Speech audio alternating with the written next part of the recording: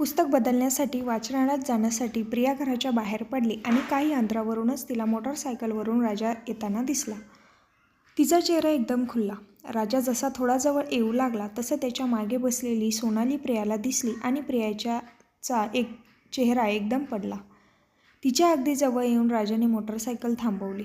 "काय लायब्ररीत का?" त्यानं हसत तिला विचारलं. "हो, येतोस का?" आपण काहीतरी वेड्यासारखा प्रश्न विचारला आहे हे प्रियाला तो प्रश्न विचारताच लक्षात आलं. "अगं, आम्ही पिक्चरला चाललोय," राजा अगदी सहज तिला म्हणाला. त्यावर "ओके, बाय" असं म्हणत प्रिया ताबडतोब चालायला लागली. मागून सोनाली आणि राजाचं हसणं तिला ऐकू आलं, जणू तिला चिडवत असल्यासारखं. निदान तिला तरी ते तसं वाटलं. राजा आणि प्रिया हे खरं तर अगदी लहानपणापासूनचे मित्रमैत्रिणी. एकाच कॉलनीत राहत असल्यामुळे त्यांच्या आयांचं एकमेकांकडे जाणं व्हायचं आणि लहान वयातील ही दोघंही आपल्या आयांबरोबर असायची. अगदी भातुकली खेळतानाच्या दिवसांपासून राजाला आपला नवराच मानला होता प्रियानं. राजाच्या मात्र मनात तसं काहीच नव्हतं. त्यामुळे तारुण्यात पदार्पण करताच जवळच्याच कॉलनीत राहणारी सोनाली राजाला आवडली आणि देखणा हँडसम राजा सोनालीलाही आवडला. आपोआपच दोघांची जोडी जमली.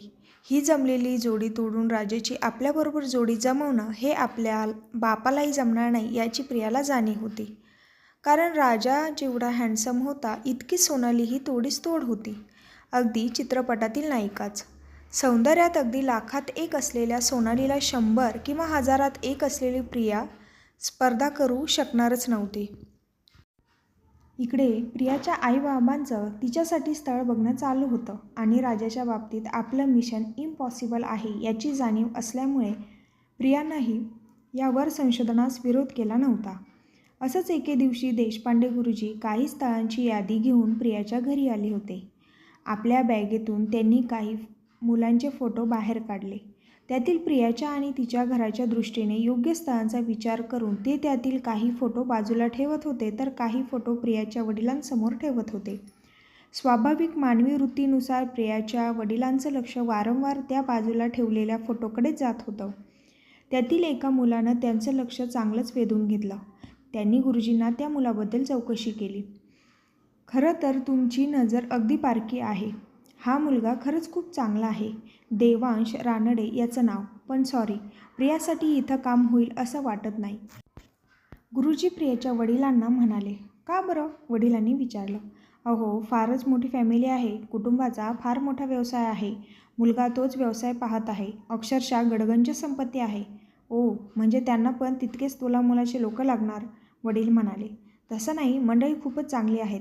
तशी त्यांची काही अपेक्षा नाही. त्यांना सून दिसायला मात्र अगदी लाखात एक असायला हवी आहे." "अहो, आपली प्रियाही काही कमी नाही आहे. स्मार्ट आहे, चांगली शिकलेली आहे." "गुरुजी, करा ना तेथे प्रयत्न. शेवटी देवाच्या मनात असेल तेच होईल." प्रियाच्या बाबांनी आपला आग्रह कायम ठेवला आणि मग देशपांडे गुरुजींनी दोन्ही बाजूंची एक बैठक लगेच फोनवर ठरवून टाकली. ठरल्या दिवशी कांद्यापोह्यांचा कार्यक्रम झाला आणि अपेक्षेप्रमाणे मुलाकडच्यांकडून दुसऱ्या दिवशी नकार आला. प्रियाचा जीव राजामध्येच अडकलेला असल्याने तिला या नकाराचे फारसा काही फरक पडला नाही. तिचे आईबाबा मात्र इतकं मोठं आणि चांगलं स्थळ हातातून गेलं यामुळे बऱ्यापैकी नाराज होते. साधारण 4-5च महिने झाले असतील.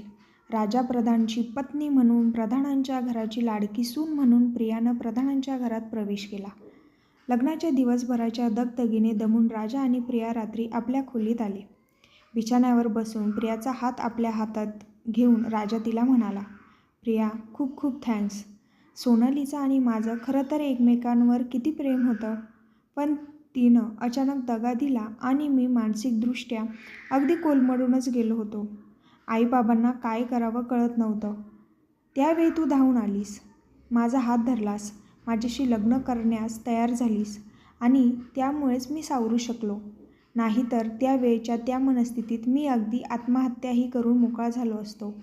खरंच खूप थँक्स." असं म्हणून भावनाविवश झालेल्या त्यानं प्रियाच्या मांडीवर आपलं डोकं ठेवलं.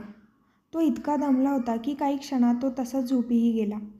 प्रिया मात्र पूर्ण जागी होती. ती आनंदीही होती आणि मनातील गिल्टमुळे थोडी डिस्टर्बही. तिला रानडेंकडून आलेल्या नकाराची संध्याकाळ आठवली. रानडे कुटुंबियांच्या अपेक्षा माहीत असल्याने हा नकार तसा अपेक्षितच होता. काही कल्पना डोक्यात येऊन प्रियानं देशपांडे गुरुजींना फोन लावला आणि देवांश रानडे याच्यासाठी सोनालीचं स्थळ सुचवलं. देशपांडे गुरुजी थक्कच झाले. आपल्याला नकार देणाऱ्या एका गडगंज कुटुंबाला दुसऱ्या एखाद्या मुलीचं स्थळ सुचवणं यासाठी मनाचा कमालीचा मोठेपणा लागतो. या विचारानं प्रियाचं त्यांनी अगदी तोंड भरून कौतुक केलं आणि फोन ठेवल्या ठेवल्या ते कामाला लागले. पुढील घडामोडी एकदम वेगाने घडल्या. रानडे कुटुंबियांना सुंदर देखणी सोनाली आवडून गेली. त्यांचा सोनालीला होकार आला. राजा आणि त्यांचं कुटुंब मध्यमवर्गीय होतं, त्यामुळे बिचारी सोनालीही विचारात पडली. राजावरील आपलं प्रेम की आयुष्यभराचं वैभव या विचाराच्या कात्रीत ती सापडली. आणि शेवटी प्रॅक्टिकल विचाराचा विजय झाला आणि राजाशी असलेला आपला संपर्क तोडून ती देवांशला होकार देऊन मोकळी झाली.